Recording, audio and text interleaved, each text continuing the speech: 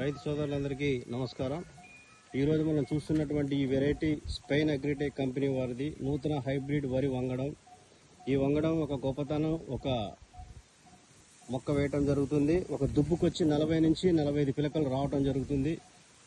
అదేవిధంగా ఇది 135 రోజుల పంట దిగుబడి కాలం. ఇది ఎకరానికి వచ్చి 50 బస్తాల దిగుబడి రావటం జరుగుతుంది. ఒక కంకికి వచ్చేటప్పటికి 350 నుంచి 400 గింజలు ఉండటం జరుగుతుందండి. రైతు సోదరులారా, క్షుణ్ణంగా పరిశీలించండి. ఇది స్పెయిన్ అగ్రిటెక్ కంపెనీ వారిది నూతన హైబ్రిడ్ వరి వంగడం రక్షక్ అనే వెరైటీ.